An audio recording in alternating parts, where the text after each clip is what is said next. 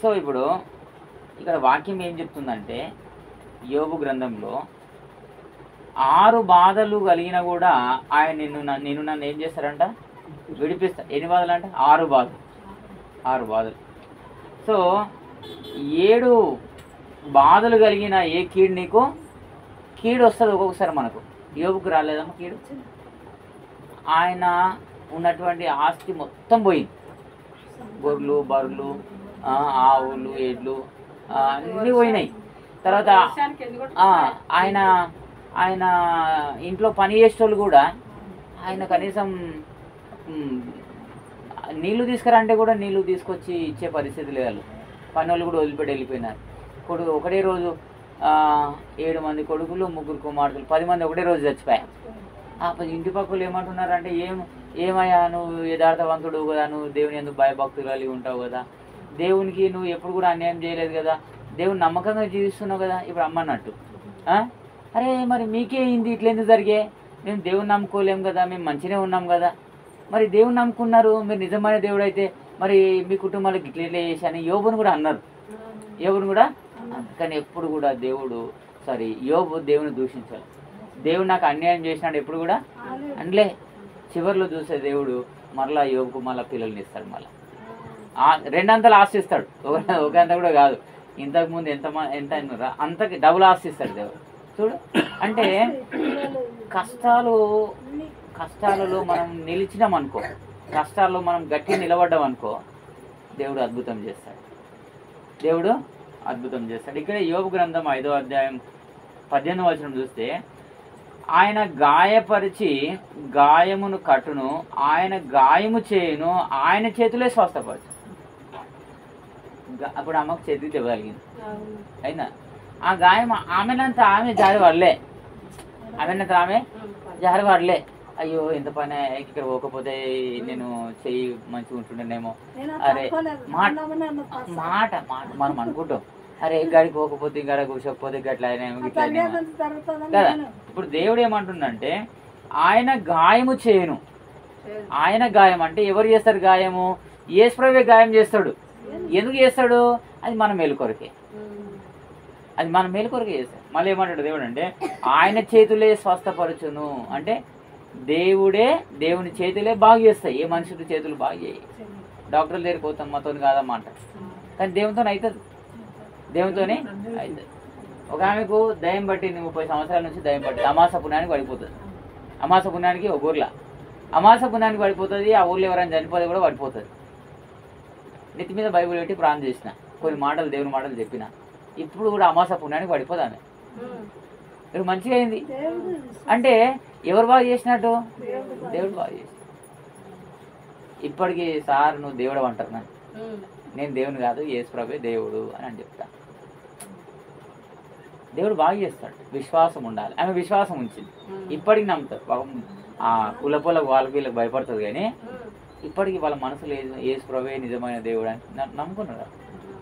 అలా కొడుకు కూడా నమ్మిండు. సార్ ఎక్కడెక్కున్న పోయినాం సార్, మా అమ్మని తీసుకుపోయినాము, ఎక్కడ బాగలేదు సార్. నువ్వు ఏం చేయలేవు సార్, మంత్రం చేయలేవు, ఏం చేయలేవు. ఇట్లా 4 మాటలు బైబిల్ మాటలు ఏసాయ మాటలు చెప్పినావు, నిధి మీద బైబిల్ పెట్టి ప్రార్థన చేసినావు సార్, దెంగపోయింది సార్ దయ్యము, ఇప్పటి వరకు రాలేదు సార్. చూడు దేవుడు బాగా చేస్తాడు. దేవుడు ఏం చేస్తాడు? బాగా చేస్తాడు. కాబట్టి నాయన రోగం వచ్చిందని భయపడకు. ఇక్కడ ఏమంటాడంటే 7 బాధలు కలిగిన నీకు ఏ కీడు రాదు, నీకు కీడు రాదని దేవుడు చెప్పిండు. నువ్వు అనుకుంటుండొచ్చు, ఈయనది అయిపోయింది, ఇక బిడ్డలను పిలిపిద్దాం, వాళ్ళని పిలిపిద్దాం, వీళ్ళని పిలిపిద్దాం, నువ్వు అట్లాంటి ఏం ఆలోచన చేయకు. అర్థమవుతుందా? దేవుడు బాగా చేస్తాడు. దేవుడు వాగ్దానం ఇచ్చి నెరవేర్చే దేవుడు. దేవుడు నీకు మీ కుటుంబానికి వాగ్దానం ఇచ్చినాడు. ఏమనంటే మీ మధ్య నా మందిరమును ఉంచేదను అని వాగ్దానం ఇచ్చుడు. అది దేవుడు వాగ్దానం ఇచ్చినాడు. దేవుడు నీకు ఆరోగ్యం ఇస్తాడు, అమ్మకు ఆరోగ్యం ఇస్తాడు. ఎప్పుడు కూడా మనం కృంగిపోవద్దు. ఎవరు కృంగిపోతారంటే యేసు ప్రభువుని ఎవరైతే నమ్మరో వాళ్ళు కృంగిపోతారు. అనేకసార్లు నేను కూడా కొన్ని పరిస్థితులు వచ్చినప్పుడు కృంగిపోయినా, ఇబ్బందులు, కష్టాలు, నిందలు, అవమానములు వచ్చినప్పుడు కృంగిపోయినా. కానీ దేవుడు ఏం చేసినాడు? నేనున్న బిడ్డ, నువ్వు ధైర్యంగా ఉన్నా అని చెప్పినాడు. కాబట్టి ఈ లోకంలో ఏ మనుషులు మనకు ధైర్యం చెప్పరు, ఒక దేవుడు తప్ప, యేసు ప్రభు తప్ప ఎవరు కూడా ధైర్యం చెప్పరు. అరే గట్లనా గిట్లనా ఎట్లనో అని అంటారు, కానీ ధైర్యం చెప్పేవాళ్ళు ఎవరు లేరు.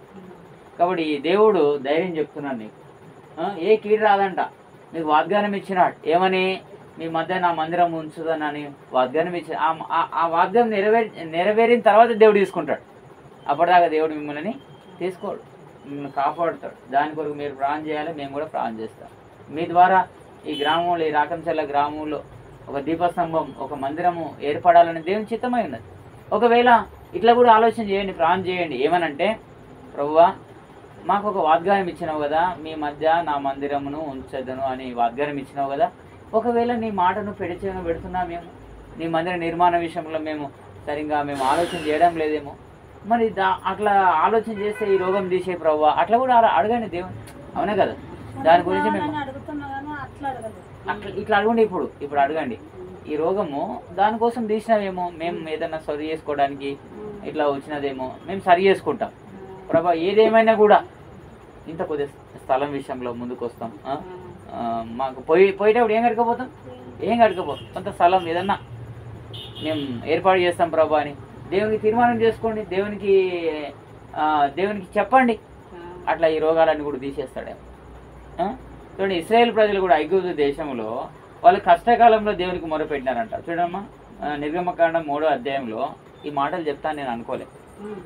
దేవుడు కొన్ని మాటలు ఇస్తున్నాను, నేను ఈరోజు వస్తానని కూడా అనుకోలే. ఎందుకో ఏమో నాకు మీ దగ్గరికి రావాలనిపించింది. నేను చాలా రోజులు రాక, నుంచి 4 రోజులు అయిపోయా రాక, పోదాము నాయనకు అట్లా కొన్ని ఆదరించొద్దామని వచ్చాను. ఇక్కడ ఏమంటాడంటే నిర్గమకాండం 3వ అధ్యాయం 7వ వచనంలో ఏమంటాడంటే 7వ వచనం, మరియు యెహోవా ఇట్లా నేను ఐగుప్తులోనున్న నా ప్రజల బాధను నిశ్చయముగా చూచి తిని. దేవుడు ఏమంటాడంటే ప్రజల బాధను నిశ్చయముగా, ఐగుప్తులో ఉన్నటువంటి ఇశ్రాయేల్ బాధను దేవుడు చూసిన దేవుడు రాకంచర్ల గ్రామంలో ఉన్నటువంటి మీ బాధను దేవుడు చూడలేడా? మీ కష్టాన్ని దేవుడు చూడలేడా? చూస్తాడు. మరి చూసి ఊరుకుంటాడా దేవుడు? రైట్. ఏమంటాడంటే నిశ్చయముగా చూచి తిని పనులలో తమను కష్టపెట్టు వారిని బట్టి వారు పెట్టిన మొరను వింటిని, వారి దుఃఖములు నాకు తెలిసే ఉంది. కాబట్టి ఐగుప్తుల చేతిలో నుండి వారిని విడిపించుటకు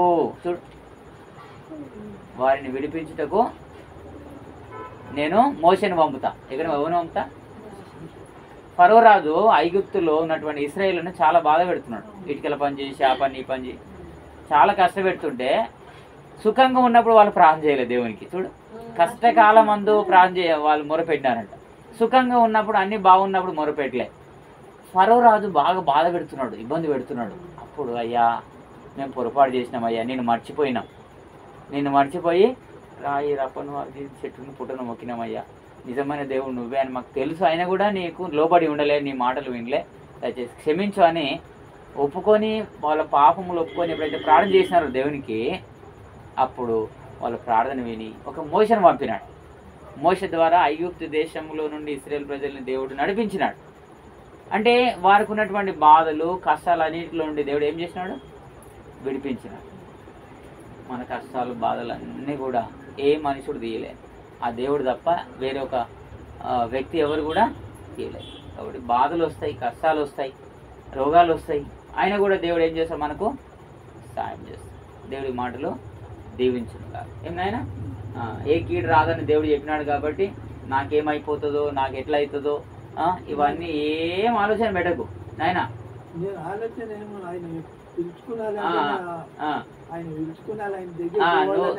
నువ్వేం మాట్లాడంటావంటే, ప్రభువా నువ్వు ఏం ప్రార్థన చేస్తావంటే, మాకు ఒక వాగ్దానం ఇచ్చినావు, మీ మధ్య నా మందిరము ఉంచుతానని వాగ్దానం ఇచ్చినావు కదా, అది నెరవేర్చి తీసుకో అని చెప్పి. అంతే, అది నెరవేర్చి ఫస్ట్, అది నెరవేర్చిన దాకా తీసుకోక మమ్మల్ని అని చెప్పుంటే దేవుని చిత్తం.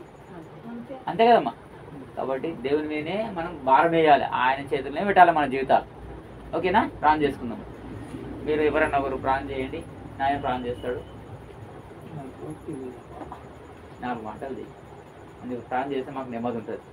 అట్లా